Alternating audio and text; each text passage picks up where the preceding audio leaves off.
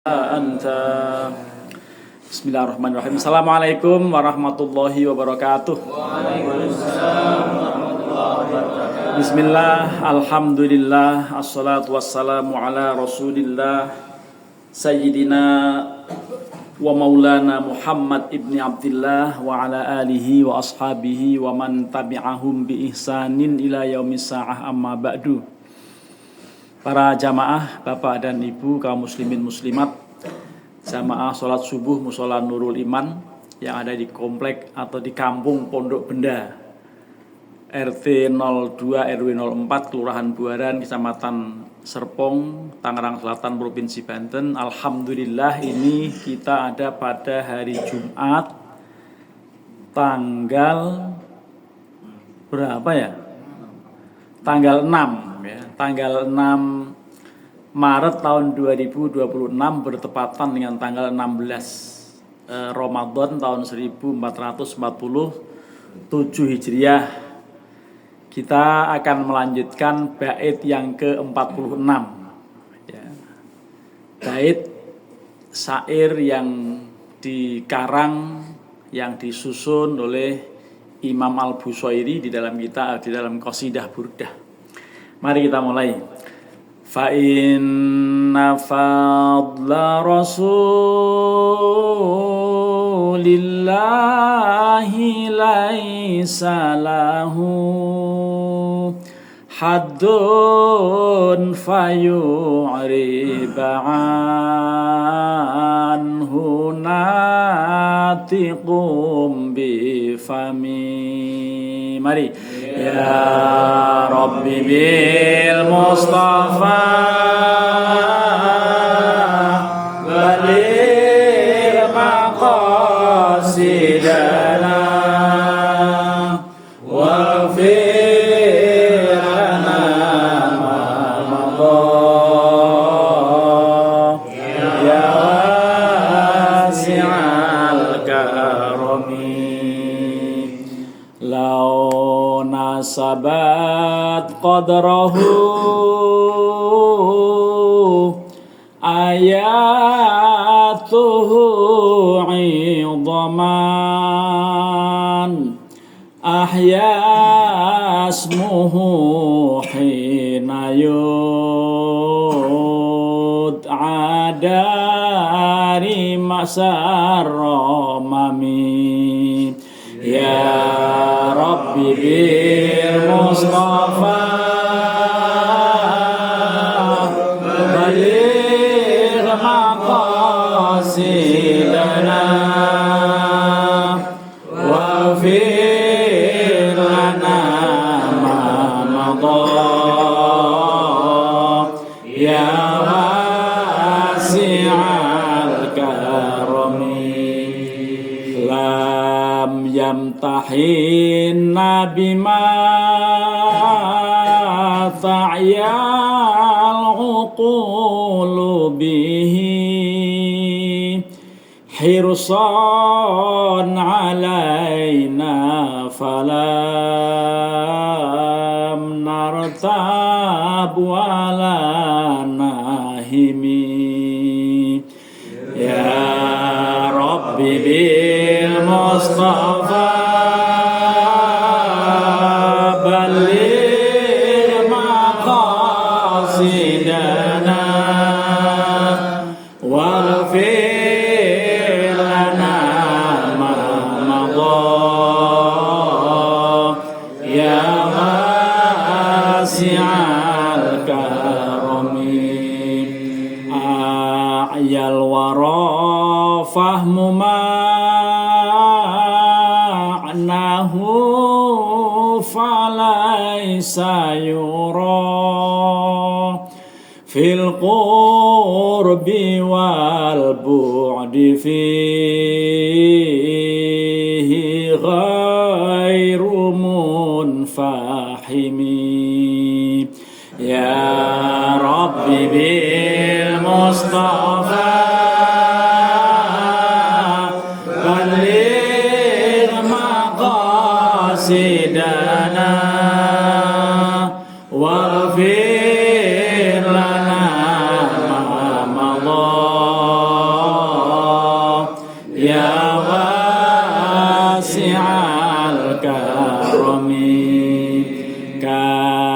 kasyamsi tadharu lil ainaini min bu'udin saghiratan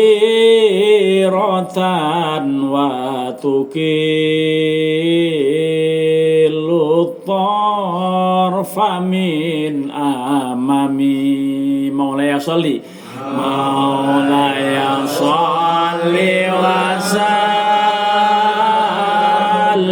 daiman abadan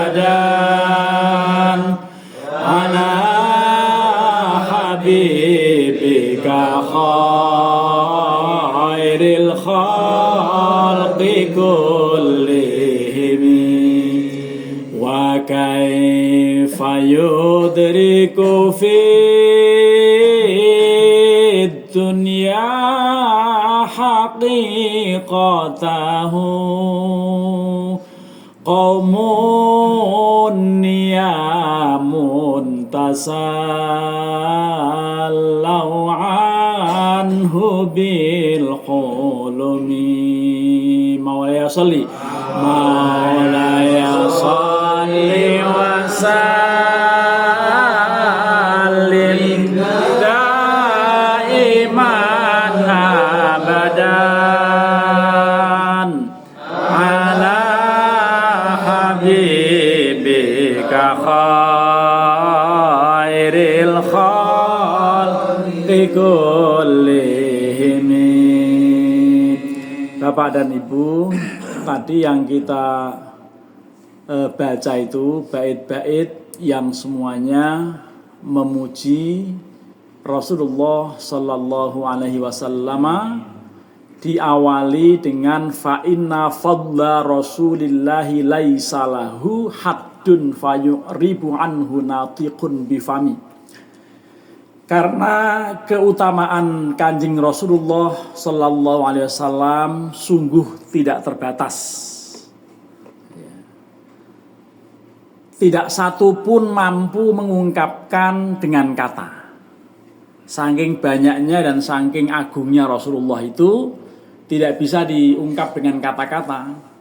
Orang yang pandai seperti Bujangga Imam Al-Busayri ini, ungkapannya udah sangat indah sekali.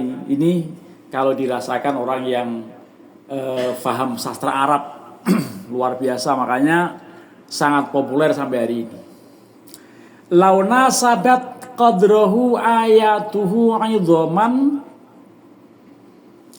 ahyasmuhu hina yud'a dari sarromami. Andaikan jikalau tanda-tanda keluhuran Rasulullah menyamai keagungan dirinya, niscaya hiduplah tulang belulang yang telah remuk dengan disebut namanya. Bisa seperti itu, saking agungnya Rasulullah alaihi salatu wassalam. Itu diibaratkan tulang-tulang remuk disebut nama Rasulullah bangun. Itu saking hebatnya Rasulullah alaihi salatu wassalam. Apapun yang diungkapkan semuanya benar, walaupun tidak pada saat itu.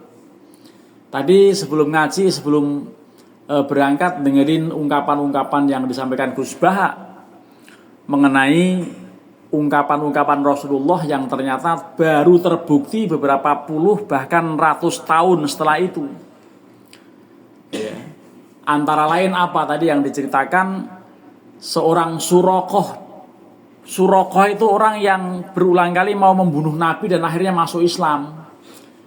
Itu oleh Rasulullah disindir nanti suatu saat ketika Konstantinopel atau Romawi Timur ditaklukkan, itu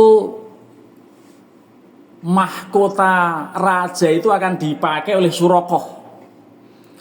Rasulullah begitu. Lah ternyata dalam peperangan menaklukkan Konstantinopel itu tidak Gus Baha cerita begitu. Itu memang betul-betul terbukti, tapi bukan dalam hitungan tahunan, tetapi kemudian sampai kira-kira 14 tahun atau 16 tahun setelah itu baru terbukti, atau 14 lah.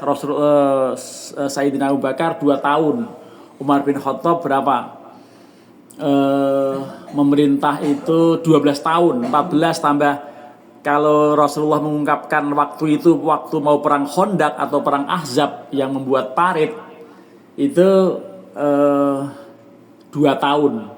Setelah itu baru kemudian Rasulullah wafat. Lah itu kira-kira 16 tahun baru terbukti. Ternyata betul. Kemudian begitu raja lari terbirit-birit, jatuh itu mahkotanya. Lalu karena Surakoh pernah mendengar itu, dipakai sama Surakoh. Diketawain banyak orang. Karena apa? Ya potongannya pendek, jelek, pakai mahkota raja. Tapi dia kekeh. Dulu Rasulullah pernah begitu ngomong itu. Akhirnya Umar bin Khattab bilang, itu beliau ngomong ya kamu hanya pakai, tapi engkau nggak berhak memiliki, hanya berhak memakai sebentar gitu. Karena itu mahkotanya itu isi berlian, isi harta kekayaan banyak. Lalu akhirnya dijual atau diuangkan untuk menjadi kas Baitul Mal. Itu begitu zaman dahulu. Ini artinya Rasulullah itu pokoknya bicara apa saja itu bisa menjadi kenyataan walaupun tidak kontan. Jadi kita tidak boleh apa-apa minta cepat gitu ya. Kemudian lam yamtahinna bima ta'yal uqulu bihi hirsan alaina falam nartab walam nahimi. Tidak pernah beliau uji kita dengan yang tidak masuk akal. Tidak pernah Rasulullah menguji kita dengan yang tidak masuk akal, yang tidak diterima akal. Karena sangat mengharap hidayah hingga tiada ragu dan bimbang. Jadi apapun yang beliau ajarkan, apakah ayat Al-Quran, apakah hadis-hadis, kita terima. Lalu kita usaha menjalankan sebatas kemampuan kita atau semaksimal kemampuan yang ada dalam diri kita. Ya kalau lagi sakit jangan paksa untuk taraweh. Ya, saya sakit pinggang ya salatnya nggak bisa cepet, makanya semalam sholat di rumah, ada anak-anak buka bersama, saya jadi makmum. Ternyata karena ini masih semester 2, saya suruh sholat witirnya 3 rakaat langsung, pakai tahiyat awal. Kenapa? Ya karena semester 2 belum tahu. Sholat witir kayak sholat maghrib. Gitu. Ya tapi saya ikutin aja. Setelah itu baru saya kuliahin begini-begini ya. Nanti kalau sholat witir ya kayak tidak kayak sholat maghrib. 2 rakaat pertama tetap berdiri, jangan duduk ya. Tapi karena memang dia nggak tahu ya belum tahu gitu. Mungkin selama ini sholat witirnya selalu 2 jeda 1 begitu. Dikira kalau 3 rakaat pakai sholat tahiyat awal gitu. Itu satu. Yang kedua, bacaannya kuliah ayu masih aja salah. Ya, ada satu, yaitu karena apa? Bagus bacanya tapi grogi. Bisa jadi. Ya ini dalam suasana sedang kurang fit ya. Tidak harus 3 rakaat, 23 rakaat. Susah juga ini. Pinggangan ya. Waduh, luar biasa ini, enggak enak banget. Nah ini ayal warafahmu maknahu falaysa yura lil qurbi wal bu'di minhu ghairu munfahimi. Seluruh makhluk sulit memahami hakikat Nabi, maka tidak dapat terlihat di tempat dekat atau jauh darinya, melainkan orang-orang yang lemah. Jadi Nabi itu bagaikan matahari, kalau jauh kelihatan cemerlang, kelihatan menyilaukan, tetapi memang ya bisa dilihat dari kejauhan. Kalau kita dekati gosong kita, gitu. Jadi ibaratnya begitu. Makanya di bait yang terakhir, kasyamsi tabharu lil ainaini min bu'din saghiratan wa tuqillu tarfa min amami. Bagaikan matahari yang tampak kecil oleh kedua mata dari kejauhan dan mata tak mampu melihatnya bila berdekatan. Nah, kita tidak bisa berdekatan kepada Rasulullah SAW karena beliau sudah wafat. Paling-paling orang soleh tertentu, mudah-mudahan kita bisa mengalami, bisa bertemu Nabi dalam mimpi. Tapi kalau ketemu Nabi dalam mimpi tidak perlu cerita-cerita. Kalau cerita berarti ketahuan orang itu belum paham.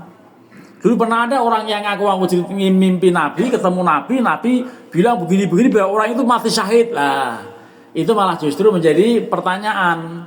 Orang menjadi malah nggak percaya sama orang itu. Karena apa? Orang yang mimpi Nabi nggak pernah cerita. Gitu. Itu tandanya orang soleh. Kalau mimpi Nabi cerita belum soleh, dan jangan-jangan nggak mimpi, hanya bohong gitu. Nah, iya, jangan-jangan hanya bohong gitu. Makanya kalau mimpi ketemu Nabi tidak boleh juga cerita tentang hadis. Masa saya semalam mimpi Nabi bahwa Nabi itu sholat taraweh tidak perlu, misalnya begitu. Anda mimpi jam berapa? Jam 3 lah. Saya setengah 4 mimpi lain lagi. Lah orang jadi bingung nanti kan. Jadi orang kalau mimpi ketemu Nabi tidak perlu cerita-cerita. Lah ini, wa kaifa yudriku fid dunya haqiqatahu qaumun niyamun tasallu anhu bil hurumi. Tasallu anhu bil hulumi. Bagaimana dapat diketahui hakikat sang Nabi di dunia? Kaum yang tertidur pulas dan sudah puas bertemu dengan sekedar mimpi. Kita ini tertidur pulas. Hidup ini kita itu wana suniamun. Wa idza matu intabau. Kalau kita nanti sudah mati, baru nyadar, oh ternyata benar ya ada malaikat mungkar nakir.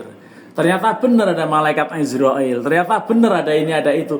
Kita baru sadar setelah meninggal. Mudah-mudahan kita sudah tersadarkan melalui latihan rohani seperti ini, dan kita mudah-mudahan bisa sadar betul bahwa kita suatu saat akan menghadap Allah dan menyusul Kanjeng Rasulullah. Mudah-mudahan kita dipertemukan pada beliau.